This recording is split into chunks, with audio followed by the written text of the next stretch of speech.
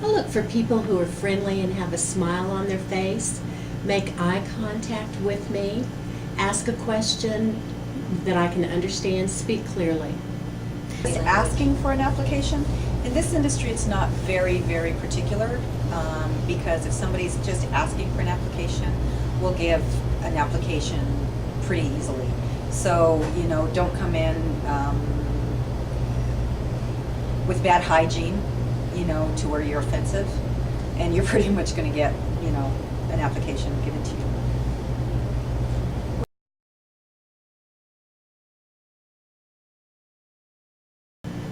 First of all, I look for spelling, whether it's typed or handwritten. I try to find out if they can put a sentence together and have good spelling. I look to see if maybe they've proofread it, whether they've put punctuation on it. I like to make sure that all of the questions are answered. And if they're not answered, I like to find out why. Or I like to see a blank, or I like to have somebody say, please ask me about this. I also look for an application to have a resume attached to it as a backup.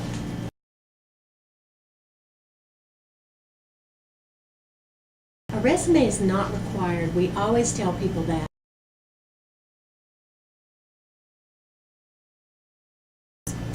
We accept paper applications only if we have to. Today, we like for people to fill out applications online.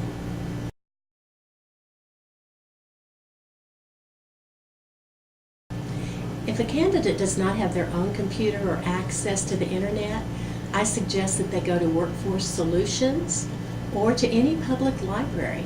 They're welcome to use those particular computers and the internet to fill out the application.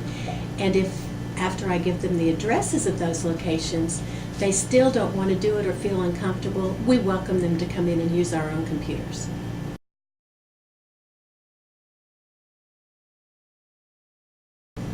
I always suggest that people try to find out what the appropriate dress is at the particular company they're going to be interviewing for.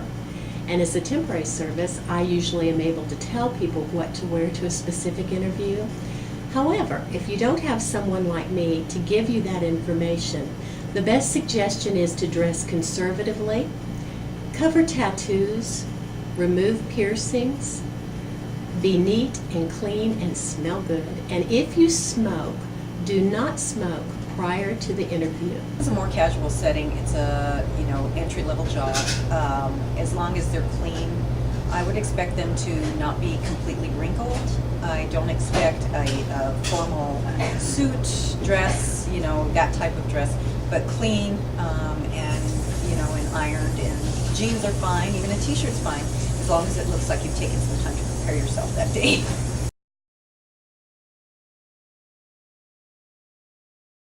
Do not bring your cell phone into the interview. I have so many people bring a cell phone, set it on the table. Watch for it. Keep checking it. Pick it up. It's the absolute wrong thing to do. Generally, when we conduct an interview here, we're here in the lobby area of the convenience store.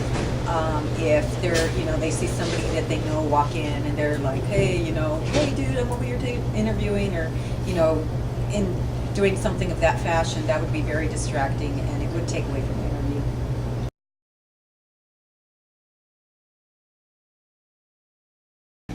I'm always impressed when somebody looks me in the eye and answers the question simply but completely. Absolutely. If they're focused on the task at hand, which is answering questions, if you can tell that they're answering honestly, looking at their body language, how easy or uneasy they are in their chair, that impresses me in that they really are concerned about actually getting a job and keeping it.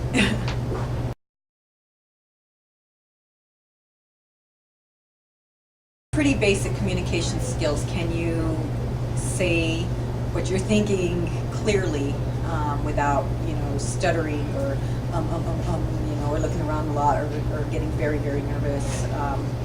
Also just the ability to relate to a customer. Customer service is very, very important, so your ability to speak to a customer in an appropriate fashion.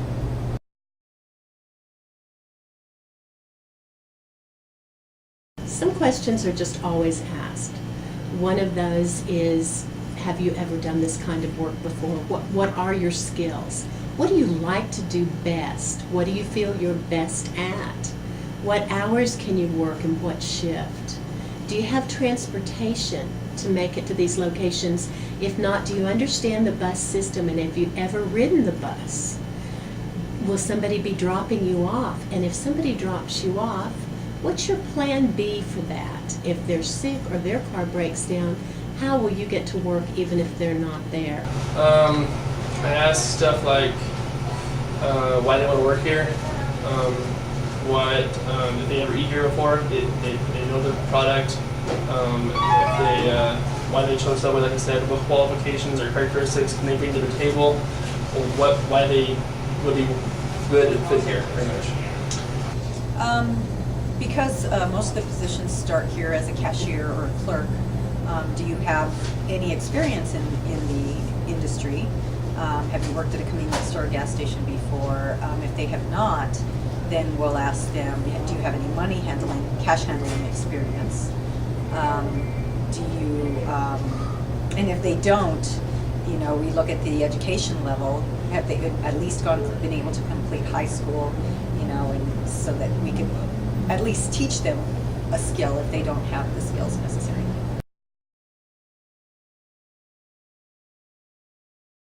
Absolutely. I mean, if they volunteered somewhere, if they could give some kind of a reference, and if we can call a reference and check that, what they're saying is the truth, then that's helpful.